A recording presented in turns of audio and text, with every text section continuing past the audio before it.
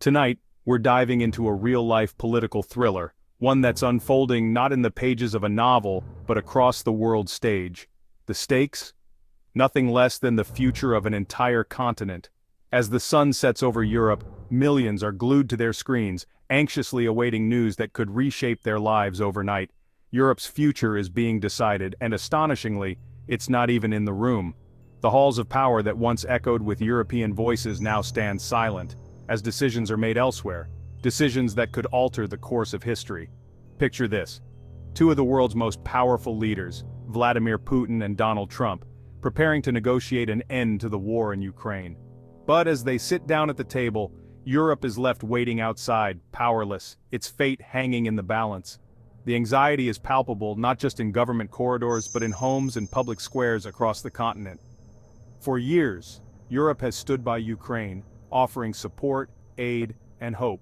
It has championed the principles of sovereignty, democracy, and international law, believing that these values would protect not just Ukraine, but the entire European project. Now, all that effort, all those sacrifices could be swept aside in a single meeting behind closed doors.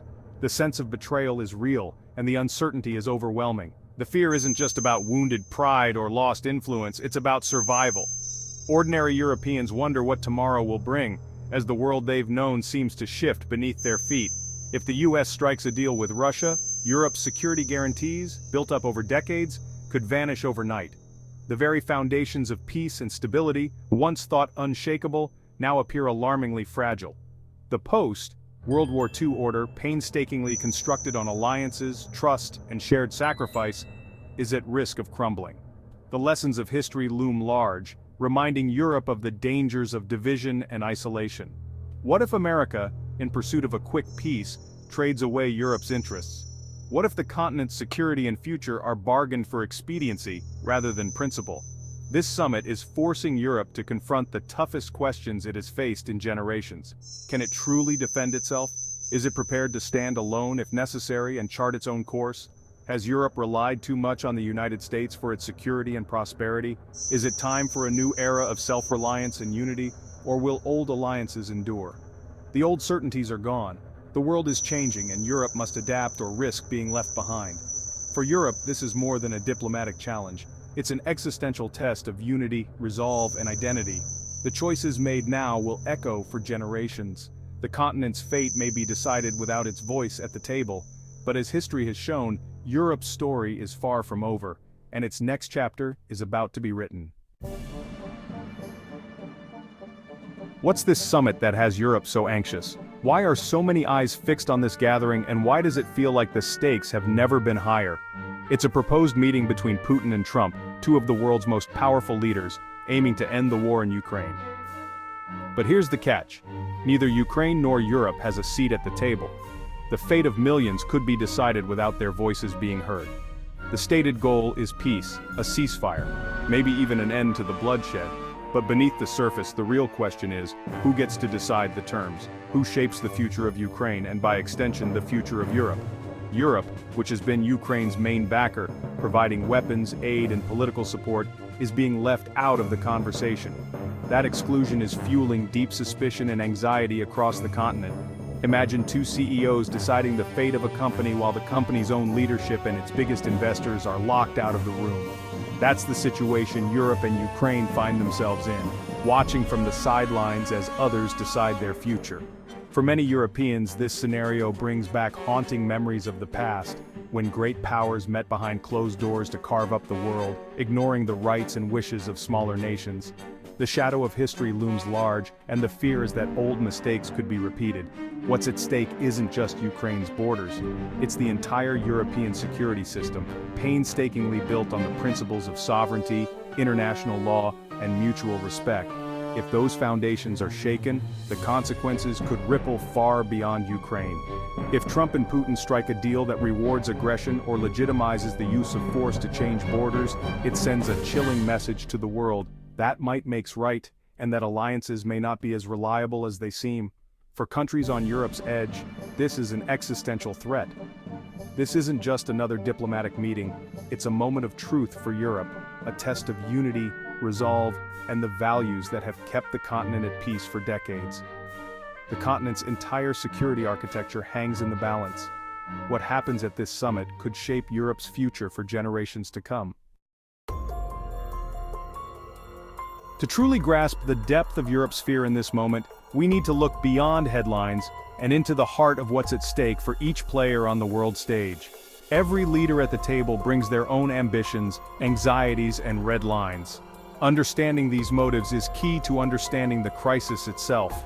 Vladimir Putin, for instance, is not just seeking territory, he's demanding international recognition of his conquests and a Ukraine that is permanently neutralized, unable to threaten Russia's sphere of influence.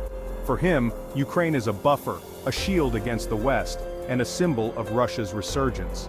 On the other side, Donald Trump, driven by his America First doctrine, is eager to end U.S. involvement in the conflict as quickly as possible. He's willing to make sweeping concessions, even if it means sacrificing Ukraine's sovereignty, as long as he can claim a swift victory to his supporters back home. Europe watches this potential alignment with growing alarm. If Putin gets the legitimacy he craves and Trump secures a quick diplomatic win, the consequences for the continent could be dire. The nightmare scenario: Trump might broker a deal that hands Putin control over occupied Ukrainian territories and locks Ukraine into neutrality, all in exchange for a temporary ceasefire. Such a deal would reshape the balance of power in Europe overnight. For European leaders, this isn't peace, it's appeasement. It means rewarding aggression, undermining the rules-based international order, and setting a dangerous precedent for future conflicts. For countries on Russia's doorstep, like Poland and the Baltic states, the threat feels immediate and existential. They see any concession to Putin as an invitation for further aggression, a signal that their own borders could be next. If the West rewards Putin now, what's to stop him from testing NATO's resolve in the future? The credibility of the alliance itself is on the line. This summit is more than just another diplomatic gathering. It's a moment of peril. Short-term deals made in haste could unravel decades of hard-won European security and stability. In the end, Europe's future may be decided in rooms where its voice is barely heard.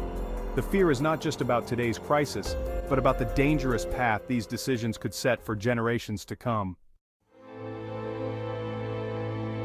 Europe's anxiety is rooted in history, specifically the Munich Agreement of 1938. Back then, Britain and France let Hitler annex part of Czechoslovakia, hoping to avoid war. The result? A bigger catastrophe. Appeasement didn't bring peace, it emboldened aggression. Today, Europeans see echoes of Munich, a powerful aggressor making demands, a deal discussed without the victim's consent, and Western leaders tempted by a quick fix. Nothing about Ukraine without Ukraine is more than a slogan, it's a rejection of repeating Munich's mistake. Sacrificing Ukrainian land for a temporary ceasefire is seen as both morally and strategically bankrupt. It would betray Ukraine and make all of Europe less safe. The lesson: appeasement leads to greater conflict, not peace. Munich's ghost is a warning. Don't choose the easy path over the right one. Europe is determined not to repeat history. NATO has been Europe's security backbone for 75 years, built on the promise that an attack on one is an attack on all.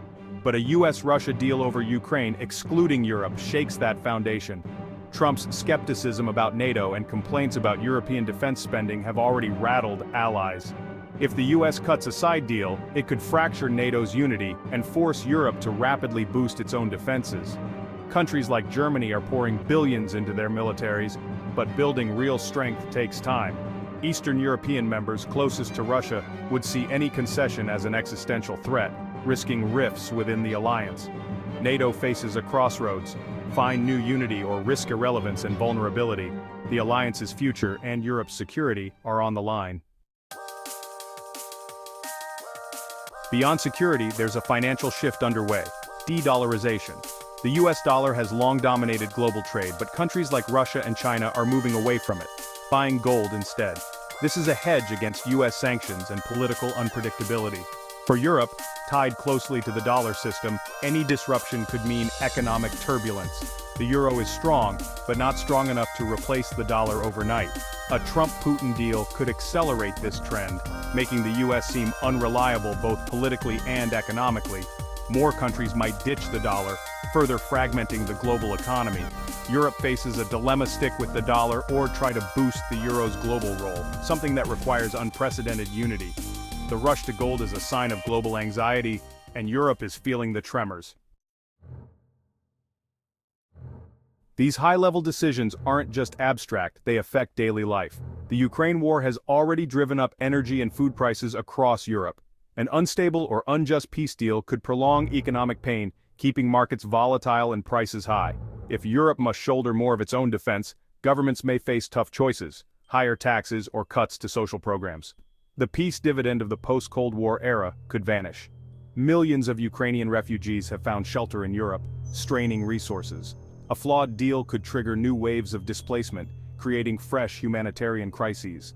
The choices made in summit rooms ripple out to every European home. Ordinary families will feel the consequences in their wallets, their communities, and their sense of security. The stakes are personal, not just political. At the heart of this crisis are real people, Ukrainians fighting for their future and Europeans standing with them. A quick deal that sacrifices Ukraine's sovereignty would devastate a generation's hopes and send a message that freedom is negotiable.